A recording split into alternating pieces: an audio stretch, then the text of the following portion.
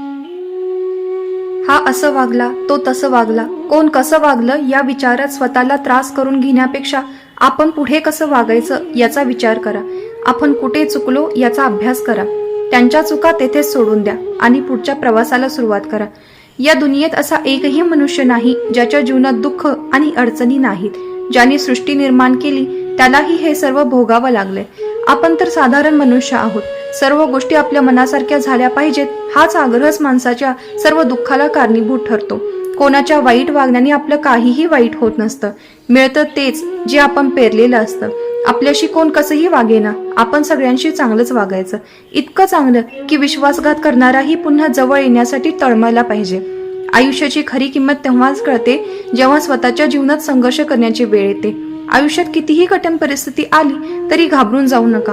फक्त एकच गोष्ट लक्षात ठेवा, आपण जिवंत आहोत म्हणजे खूप काही शिल्लक आहे. जी माणसं स्वतःच्या परिस्थितीला स्वतःची ताकद बनवतात तीच माणसं आयुष्यात कधीही अपयशी होत नाहीत. जगणं कोणाचंही सोपं नसतं. आपण सोडून बाकी सगळ्यांचं चांगलं आहे असं फक्त आपल्यालाच वाटत असतं. सर्वात सुखी माणूस तोच आहे जो आपली किंमत स्वतः ठरवतो आणि सर्वात दुःखी माणूस तोच आहे जो आपली तुलना इतरांशी फक्त करतो. आपल्या किमतीचा आणि हिमतीचा अंदाज कधीही कुणालाही सापडून देऊ नका, कारण समोरचा नेहमी आपल्या या दोनच गोष्टी शोधत असतो. ज्या पात्रतेने तुम्हाला नोकरी दिली तीच पात्रता एखाद्या व्यक्तीकडे आहे, पण त्याला अजूनही नोकरी नाही. तुम्ही रोज सुरक्षितपणे तो रस्ता वापरता.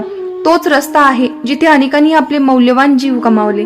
तुम्ही हॉस्पिटलमध्ये वापरलेला बेड, तुम्ही बरे झालात आणि डिस्चार्ज मिळाला त्याच बेडवर इतर अनेकांनी अखेरचा श्वास घेतला आहे.